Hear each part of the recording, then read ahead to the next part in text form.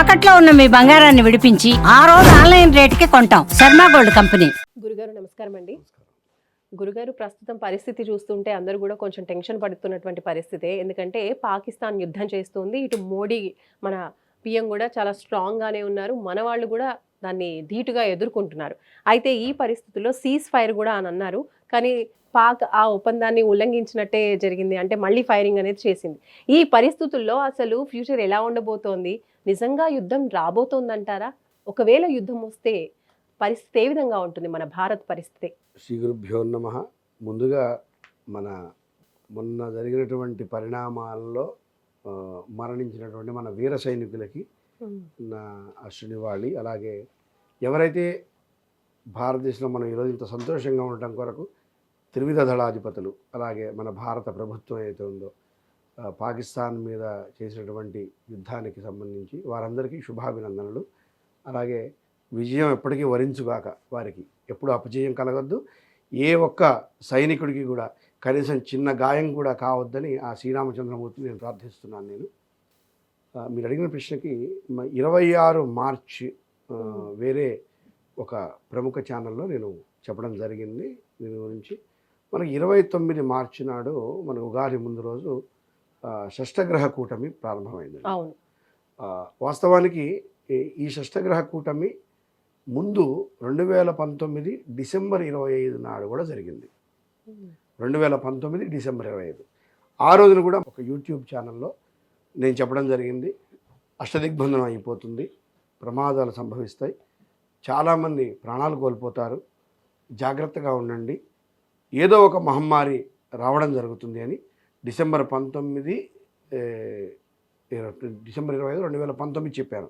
చెప్పిన ఒక వారం 10 రోజులకే మొట్టమొదట ఒక కేసు చైనాలో పుట్టిందంటూ, ఆ తర్వాత ఏం జరిగిందో కరోనా అనే ఒక మహమ్మారి మన పీడించింది. సేమ్ రిపీట్ మళ్ళీ షష్టగ్రహ కూటమి మొన్న 29 జరిగినప్పుడు 26 మార్చి నాడు నేను చెప్పిన వీడియో ఒకటి, అంటే మహా న్యూస్ వాళ్ళు తీసుకున్నటువంటి హెచ్ఎంటీ వాళ్ళు తీసుకున్న దాంట్లోంచి నేను ఒక న్యూస్ ఛానల్ చెప్పిన దాని గురించి చెప్తున్నాను. తప్పనిసరిగా మానసిక ఆందోళనలు పెరుగుతాయి, శత్రుబలం పెరుగుతుంది, అలాగే మన బలం పెరుగుతుంది, శత్రువులు పెరుగుతారు, అంతర్గత శత్రువులు బహిర్గత శత్రువులు పెరుగుతారు, తప్పనిసరిగా దేశాల మధ్యలో ఇబ్బందులు వస్తాయి, అనుకోని సంఘటనల వల్ల చిన్నపాటి యుద్ధం జరుగుతుంది. ఇది కూడా రాబోయే రోజుల్లో దీని ప్రభావం ఏప్రిల్ 1వ తారీఖు నుంచి మొదలు పెడితే సెప్టెంబర్ వరకు కొనసాగుతుంది అని చెప్పడం జరిగిందండి. ఈ రోజున నేను పెహల్గాం దాడి తర్వాత చెప్పింది కాదు, 26 మార్చి నాడు చెప్పాను నేను, ఇది జరగవచ్చు, ఎన్నో రకాల ఇబ్బందులు, ఆహార ధాన్యాలకు కూడా లోటు వస్తుంది, ఇబ్బందులు పడతారు. అంటే మన దేశం కాదు, ప్రపంచవ్యాప్తంగా నన్ను వాళ్ళు అడిగిన ప్రశ్నకు చెప్పిన సమాధానం. అయితే ఇప్పుడు మీరు అడిగిన ప్రశ్నకు సంబంధించి నిన్నటి వరకు మనం డిఫెన్స్లో ఉన్నాం, వాళ్ళు ప్రయోగించిన ప్రతి అస్త్రాన్ని మన దగ్గర ఉన్న శస్త్రాలతో మనకున్నటువంటి ధర్మయుద్ధంతో తిప్పికొట్టాం. మనం చేసేది ఎప్పుడు ధర్మయుద్ధమే, అధర్మయుద్ధం మనం చెయ్యం. భారతీయం అంటేనే ధర్మం. కాబట్టి ముందు కూడా ఈరోజు చాలామంది మోడీ గారు యుద్ధం ఆపేసినందుకు, సరే రాజకీయం కానివ్వండి, రాజకీయ నాయకులు కానివ్వండి, ప్రజల్లో కానివ్వండి, బాధితుల్లో కానీ కొంత అసంతృప్తి ఉండొచ్చు. సడన్గా ఆపేశారే, నిన్న ఒక ఆయన చెప్పారు, పీక పట్టుకొని నొక్కేయకుండా చెయ్యి వెనక్కి తీసేశారే, కొంచెం గట్టిగా నొక్కితే అయిపోతుంది అన్న సంభాషణలు కూడా కొన్ని విన్నాం. ఖచ్చితంగా ధర్మయుద్ధం ఎలా ఉంటుందంటే విజయం సాధించడం తప్ప ప్రాణం తీయటం మన అభిమతం కాదు, గుర్తుపెట్టుకోండి. అంటే ఇవాళ పాకిస్తాన్ మీద యుద్ధానికి వెళ్ళి పాకిస్తాన్ని సర్వనాశనం చేసేసి ఏదో అసలు చిత్రపటంలో లేకుండా చేస్తామని చెప్పచ్చు సాధారణం. పాకిస్తాన్ లేకపోతే ఆ ప్రాంతం మనం ఆక్రమిస్తే భారత్ అవుతుంది రేపు, దాని గురించి కాదు.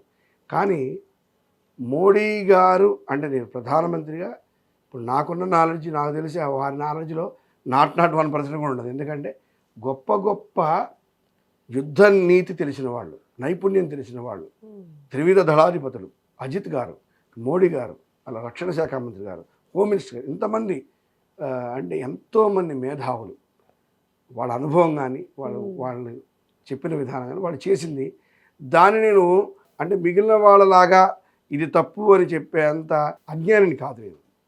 ఖచ్చితంగా చేసిన మంచి పని. ఎందుకు చేసిన మంచి పని అంటే మనకు అంతరిక్షంలో గ్రహాల యొక్క కలయిక కానివ్వండి, 29 మార్చి నాడు జరిగినటువంటి షష్టగ్రహ కూటమి ప్రభావంగానే 6 గ్రహాలు ఒకే రాశిలో ప్రవేశించడం, తద్వారా వచ్చినటువంటి రాబోయే పరిణామాలు. కరోనా అప్పుడు మనం 1.5-2 సంవత్సరాలు అందరూ అష్టదిగ్బంధనం అయిపోయింది. ఇవాళ కరోనా బదులు ఇంకో రకంగా ప్రత్యక్ష యుద్ధం జరుగుతుంది పాకిస్తాన్తో. ఇతర దేశాలు కొన్ని వారికి కొన్ని మనకి సపోర్ట్ చేశాయి. ఈ కోణంలో మనం ఆలోచిస్తే సెప్టెంబర్ వరకు కూడా ఎన్నో రకాలైనటువంటి యుద్ధాలు కానివ్వండి, శత్రు దాడులు కానివ్వండి, శత్రువుల మీద మన దాడులు కానీ తప్పనిసరిగా జరగడానికి అవకాశాలు ఎక్కువగా ఉన్నాయి.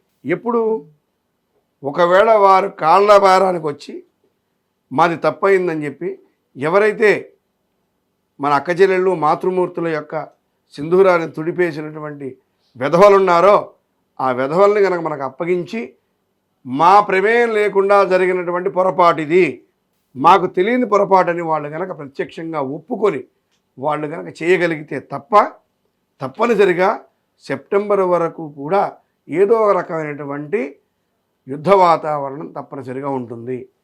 అయితే సెప్టెంబర్ తర్వాత అంటే అక్టోబర్ నుంచి అక్టోబర్ లోపు నాకు తెలిసి సగభాగం పూర్తిగా నిర్వీర్యమైపోతుంది. వారి శక్తి మొత్తం సగం పైన నిర్వీర్యమైపోతుంది. అంటే ఇప్పుడు పావు అయిపోయింది. సెప్టెంబర్ లోపు ఆ నిలబడే నడుము ప్రధానం అంటారు మనిషికి, ఆ నడుము విరిగిపోతుంది. మళ్ళీ వాళ్ళు యుద్ధము అని భారతదేశం వైపు చూడాలన్నా, ఒకవేళ భారతదేశం మీద ఒకవేళ ఇటువంటి తీవ్రవాద దానిలో ఏదైనా ప్రధానంగా చేయాలన్నా, భారతదేశం నాశనం చేయాలన్నా అసలు నడుమే ఉండదు, నడుము విరగొట్టేస్తారు. ఎట్టి పరిస్థితుల్లో సెప్టెంబర్ వరకు కూడా మనము ఒక పని చేయాలండి.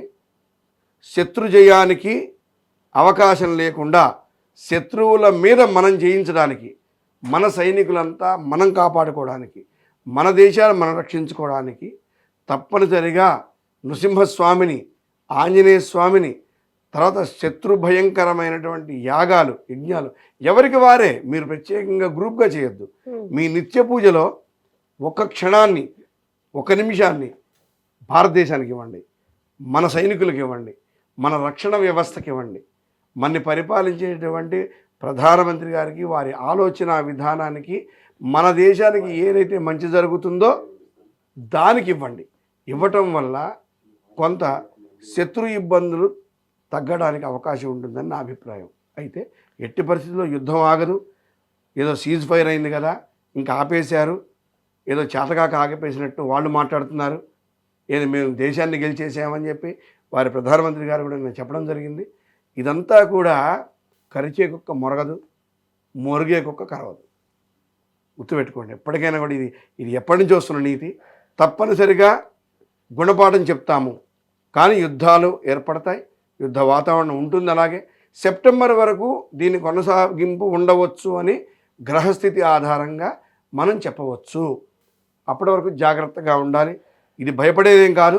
భారతదేశానికి అపజయం లేదు. ఈ షష్టగ్రహ కూటమి వల్ల భారత ప్రజలకు ఎటువంటి ఇబ్బంది లేదు, ఎటువంటి వ్యవస్థ పాడైపోదు, ఎటువంటి అణుబాంబు మన దేశం మీదకి రాదు, మన దేశం సస్యశ్యామలం అలాగే ఉంటుంది. ఈ షష్టగ్రహ కూటమి వల్ల వచ్చేటువంటి శత్రు బాధలు అంటే అర్థం ఏంటంటే ఈ శత్రువుని జయించడానికి వచ్చే బాధలు. మరి ఒక దెబ్బ మనం కొట్టినప్పుడు వాళ్ళు ఒక దెబ్బ కొట్టడానికి ప్రయత్నం చేస్తారు కదా. సో ఆ దెబ్బని ఎదుర్కొనేటప్పుడు కొన్ని ఇబ్బందులు రావడానికి ఉంటాయి. కాబట్టి ఆ ఎదుర్కొనేటువంటి ఇబ్బందులు తప్ప ఇతరత్ర ఎటువంటి అనర్థం మన దేశానికి జరగదు. ఎట్టి పరిస్థితుల్లో హిరోషిమా, నాగసాకి ఇటువంటి పట్టణాల్లో ఒకానొకప్పుడు జరిగినటువంటి ఇబ్బందులు ఎటువంటి పరిస్థితుల్లో మన భారతదేశానికి రావడానికి 99.9999% కూడా అవకాశం లేదు. మనమే గెలుస్తాం.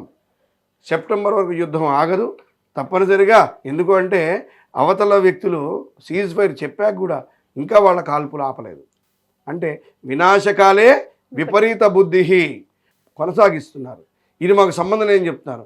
సంబంధం ఉన్నా సంబంధం లేకపోయినా నీ ఇంటివాడు తప్పు చేస్తే నువ్వు తప్పు చేసినట్టే యజమానిగా.